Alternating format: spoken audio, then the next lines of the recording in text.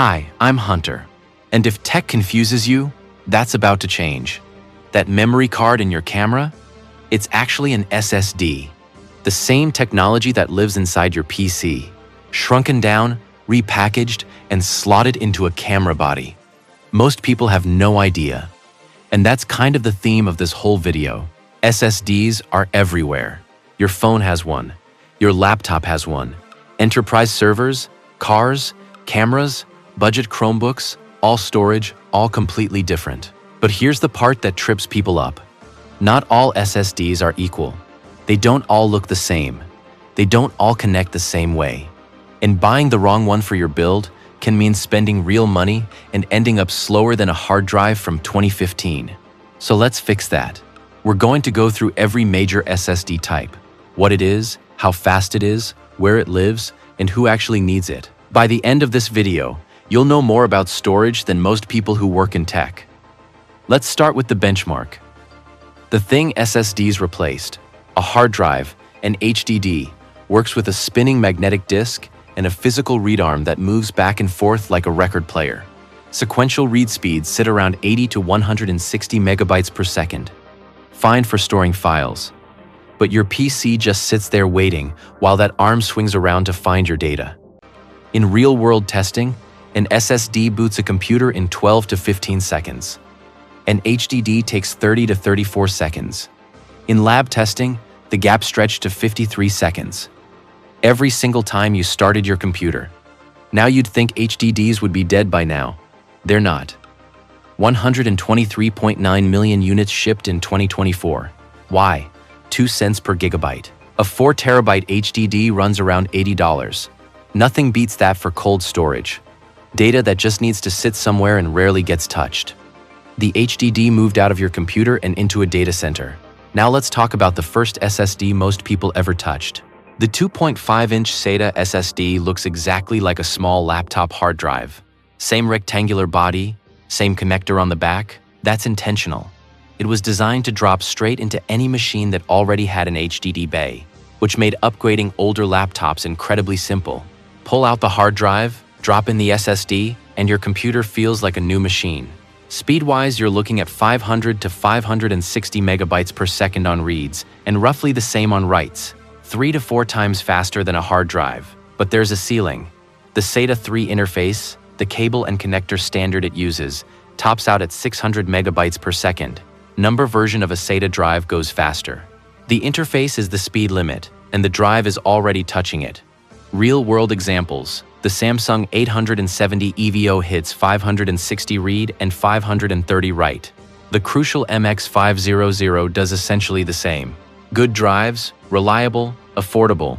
A 2 terabyte SATA SSD runs somewhere between $65 and $85. Here's the thing that makes the 2.5-inch SATA SSD tricky to recommend in 2025. The price gap between it and a much faster NVMe drive has almost completely closed. We're talking $2 to $5 difference on a 2 terabyte drive, which means the main reason to buy a SATA SSD now is if your machine physically can't use anything else. Old laptops, desktops with no M2 slot, NAS setups. If your machine supports NVMe, skip the SATA SSD and we'll explain why in a minute. Now we need to talk about the most confusing thing in consumer storage. And I mean genuinely confusing. This one mistake costs people money every single week. M2 is a slot. That's it. A physical slot on your motherboard. Not a speed. Not a technology. Just a shape. Here's why that matters. 2 completely different types of SSDs use the M2 slot. One is an M2 SATA drive, which runs at the same 500 to 560 megabytes per second as the 2.5-inch SATA SSD we just talked about. The other is an M2 NVMe drive, which runs at 3,500 megabytes per second or faster. They look almost identical. Same stick, same slot. And if you don't know which one you're buying or which one your motherboard supports, you could spend money on a fast NVMe drive and your system will run it at SATA speeds. The real check is simple. Look up your motherboard or laptop model and confirm whether the M2 slot runs SATA, NVMe, or both.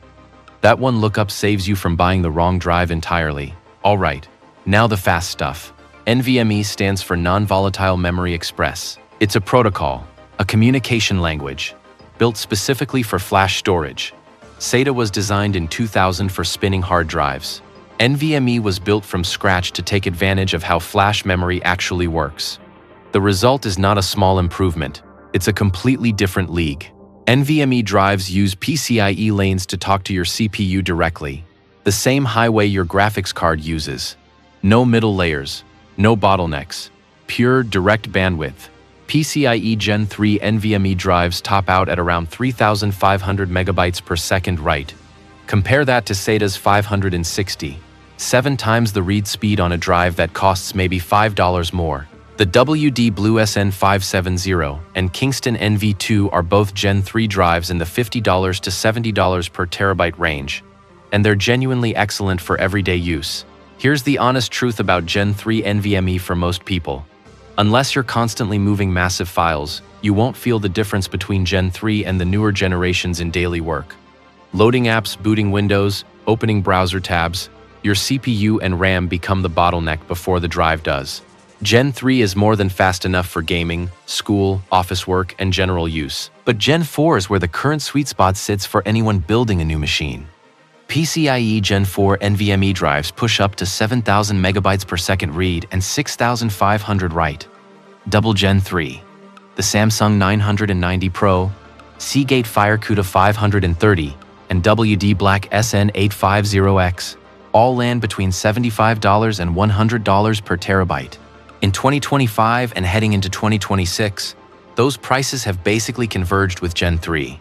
Twice the headroom for nearly the same money. If your motherboard supports PCIe 4.0, and most modern boards do, Gen 4 is the easy recommendation. Then there's Gen 5. PCIe Gen 5 NVMe drives are absurdly fast on paper.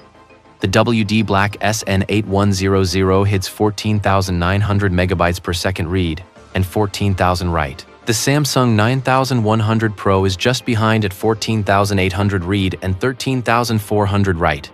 Those numbers are roughly 300 times faster than a 7,200 RPM hard drive. Here's the catch. These drives run hot, very hot. The controller chip inside a Gen 5 drive can exceed 80 degrees Fahrenheit equivalent internally.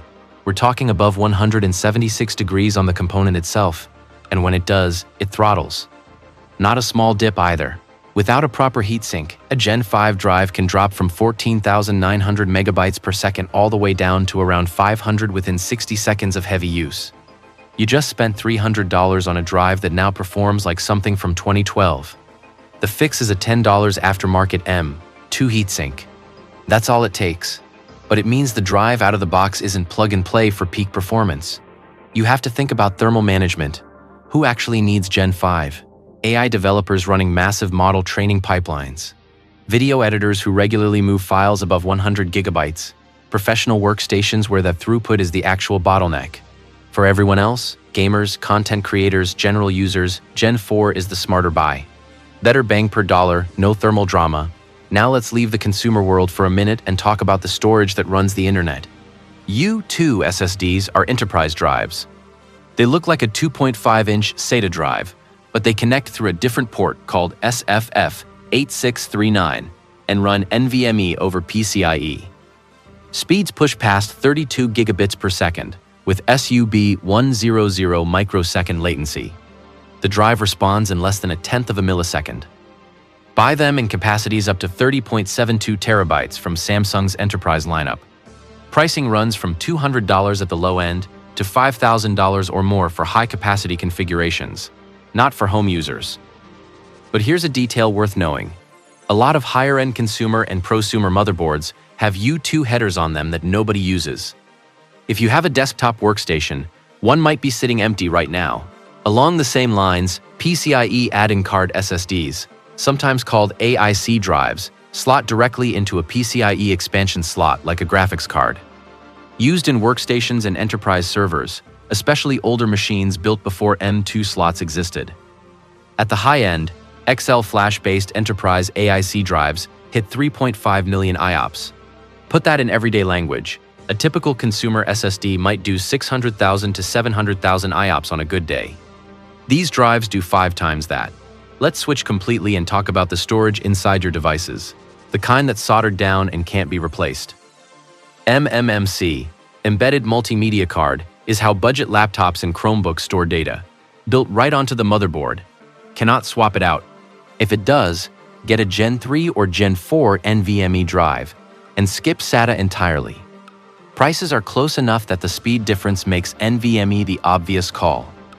Building a new PC in 2025 or 2026 on a platform that supports PCIe 4.0, get a Gen 4 drive. Fast, affordable, runs cool enough that thermal throttling isn't a concern under normal workloads. If you're a professional moving 100 GB files regularly and you want Gen 5, buy the heatsink the same day. Don't skip it. Buying a budget laptop and you see MMC listed in the specs? That one word tells you everything about why it feels slow. Not the processor, not the RAM. Half-duplex storage that can't read and write at the same time. And if someone asks why their camera cards cost as much as a solid laptop SSD, now you can explain it. They basically are the same thing. Storage is one of those parts of a computer that's easy to overlook until it becomes the bottleneck for everything else. The right SSD for the right use case makes your whole system feel faster and more responsive. The wrong one, or no upgrade at all, means you're leaving real performance on the table. So here's what I want to know from you. What machine are you planning to upgrade next, and what storage is it running right now? Drop that in the comments. I read everything, and if you're not sure what to get, tell me your machine and I'll point you in the right direction. If this cleared something up for you, hit the like button. It genuinely helps more people find the video. Share it with anyone you know who just bought a laptop and doesn't understand why it's slow. And if you want to understand the hardware inside your machine at this level every week, make sure you're subscribed. Next time we're breaking down exactly how RAM works and why your RAM speed matters way more than the spec sheet lets on.